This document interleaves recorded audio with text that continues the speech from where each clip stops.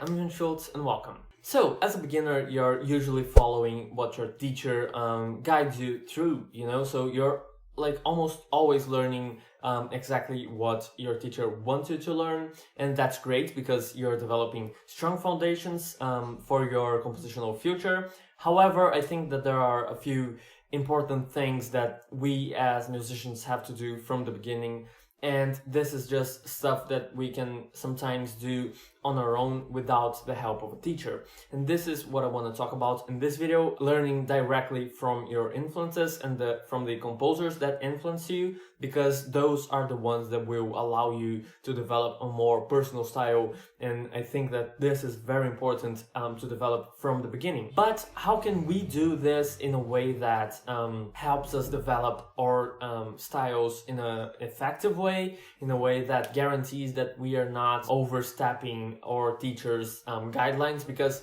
these are usually beneficial to us. However, we want to learn more on top of that. So how can we actually learn more? This is what this video is about. To do this, I want to show what I will do with a piece that I want to study.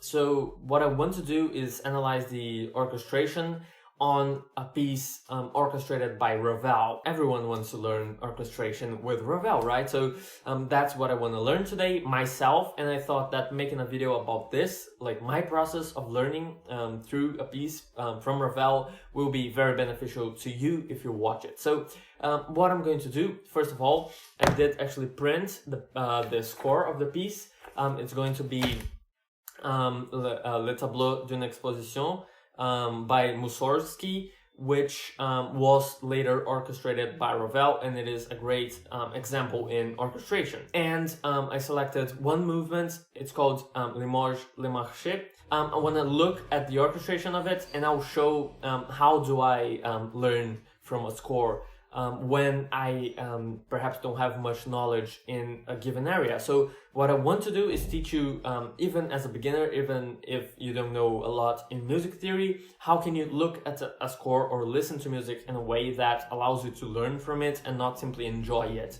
Let's dive into it. I will listen to the music myself, I will look at the score myself, and I will show what do I note down, what do I keep in mind, what I just simply forget, perhaps, I don't know. I don't know what will come up really, but I hope you can learn something from the process of myself studying. Okay, so here we are right now. I have my score in here. I have a notebook so that I can note down every question or every thought I have. I have a pen. I have coffee, which isn't necessary, but it's really good.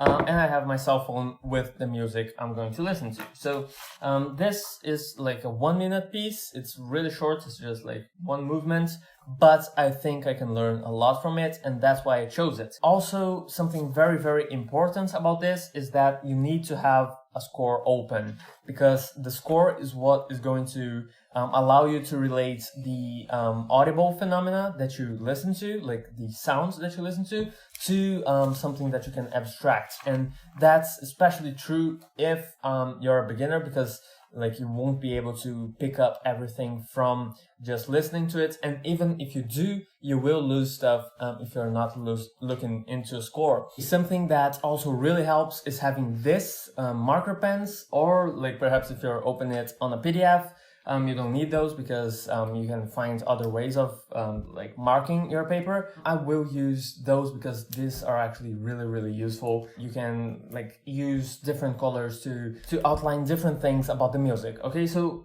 it's really great to have some of those. To begin with, I want to listen to the piece, and I'll come back to you with a few impressions that I have over it. Okay, great. So I listened to it and I already have a few impressions over it. So first things first, I think it's important to outline the melody a bit. So I will use yellow for that so that we can see where the melody appears and in which instruments. Okay, so a few things to note about the first two pages, which already show us quite a bit.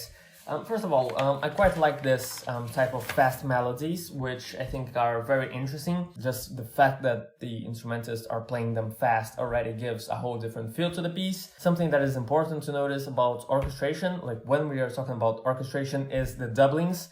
Because usually when you have like a big orchestra, you don't have like simply every instrument playing a separate part. You often actually have multiple instruments playing the same parts, or instruments that complement other instrument parts, and that's what we call doubling. Okay, so doubling simply because there's more than one instrument doing the same function. Something that is interesting to notice is that we have kind of this introduction on the first measure, which is quite interesting. It presents a distinct rhythm, which is the with the pizzicato on the violas and the cellos, which I quite like this sound, and that's what caught my ear the first time I was listening to the piece. That's why I decided to analyze it. So this is an interesting instrumentation. I will keep all of this in mind. And this is something that you have to write down. That's why you have a notebook, because then you can write down a particular instrumentation that you like, and you can transport it into like your own pieces, and you can find stuff that works for you and that you like the sound, and you apply it somewhere else, a place that will work in a piece of yours. I will write down everything I have looked into this score, and I will see what exactly pleases me about all of this. I'll write everything down and I'll come back to you and say what I have in mind about this first section. Okay, so I did what I said I was going to do. I have here what I've written down. I'll put it here on the screen so that you can see. As you can see, it's very, very simple. I just wrote that in the first measure, all the instruments are playing E-flat major chords. I've written down also how it's orchestrated, and I've written down that all of this outlines a rhythmic motif which appears in the piece, and I've written down how exactly it's outlined. So it's very simple. As you can see, like it's like 3 or 4 lines of text, but it's already enough for me to extract knowledge from this piece. And you don't have to have really much knowledge to do this. You just have to write down what pleases you and how exactly it's done. And sometimes when you're doing this, you will feel like you're just saying the obvious out loud, because you're literally just copying something that caught your attention on the sheet of music. So you're like literally copying stuff, but saying stuff out loud and like absorbing all of this from other composers' scores is very important, and this will allow you to extract knowledge from it instead of simply listening to it. So another measure that catches my attention is measure 5 of this movement, which has a run that is divided between some woodwind instruments and the first violins. So this catches my attention quite a bit because it sounds amazing, and it sounds like one big unity when you listen to this measure, but it also presents us with great orchestration material. So what I want to do is I want to write down this line as if it were one line, so that I can see what exactly is going on and how did Ravel orchestrate this, and why did he orchestrate it the way he did. So let's do it. I'll do it really quickly and I'll come back to you in a second. Okay, so I just did what I said I would do. I just copied everything onto the paper. What I can see is that there is this pattern that is descending that takes 2 beats, and it's divided between the woodwinds and the the first violins. What's interesting to note about this as well is that the woodwinds that are playing in this this line are the flutes, the oboes, and the clarinets. What's interesting about all of that, they're not octaving it, they're simply playing the same line on the same octave. So you have 2 instruments, the clarinets and the oboes, playing on a quite high register, which is very, very interesting actually, because you create this interesting timbre to the whole thing by simply like adding instruments playing the exact same line and not even octaving it. And that being said, it gets a little bit uncomfortable for some instruments, but it also means that you have a specific timbre which can be used in specific scenarios, in like music. So this is at the same time obvious, but as I said, it's important to say things out loud. Like it's important that you say the obvious and that you learn the obvious, which because it isn't obvious until you say it out loud and you just kind of like have it really clearly in front of you like I have right now. Okay, so I'll just skip to the end of the piece because I have a lot to analyze from this, and I just realized that it will take a lot more than a video to simply go through the things that caught my ear, and I wanna get deeper into this piece. I don't wanna simply see what catches my ear. I wanna do a more complete analysis of it, so I can simply do it on camera. But I will go to the end of the piece, which is already, or once again, a section that catches my ear a lot.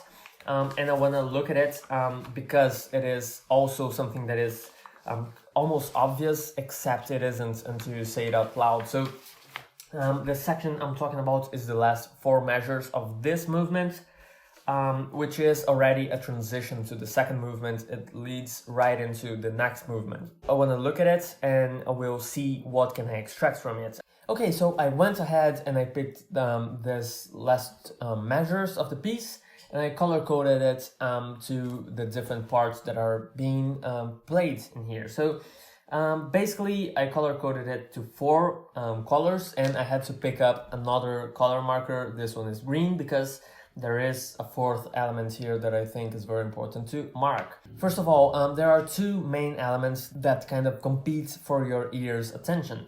The one that catches my ear the most I marked as yellow. It's being played by the flutes, oboes, and first violins. There is another important element that is related to this one, which I marked as this color, which I don't know which one it is because I'm colorblind, so I can say, but it's this, which are doublings of this same element, and or doublings that are transposed a 3rd or a 5th down or up. Okay, so these are basically accompaniments to this main melody. They add to the sound, but they don't add different elements to the whole thing.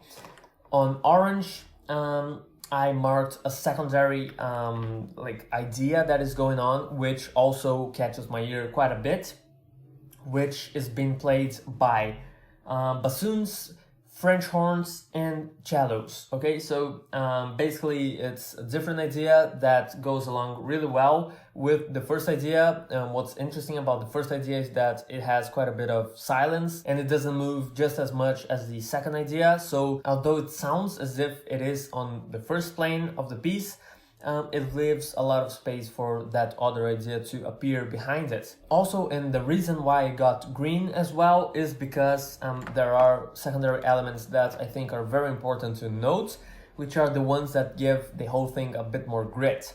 And those are like different parts, each one is playing a different thing, but they all add to the same effect, which is giving intensity to the piece. Those are the percussions, the snare drums, and the cymbals. We also have the harp that is playing a chord.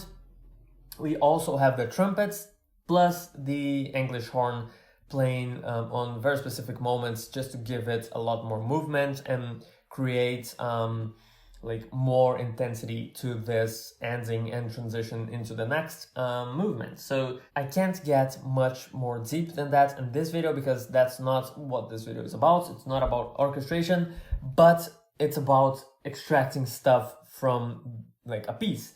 So as you can see, I was able to like just taking a look at a piece just for like, this took me like, I don't know, 20 minutes and or like perhaps 25 minutes. If you sit down and do this for like an hour, you know, perhaps you will learn a lot of stuff that you didn't know, and simply by looking at scores.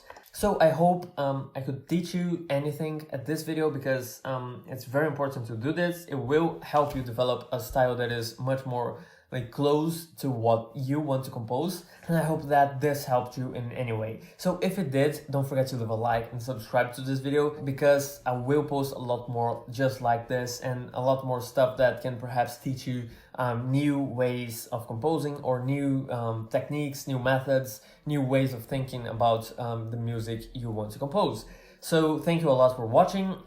I'm glad you came until the end. If this helped you, don't forget to leave a comment saying that it did, because it does make me really happy when I see people saying that it helped them in any way. And I'll see you next time.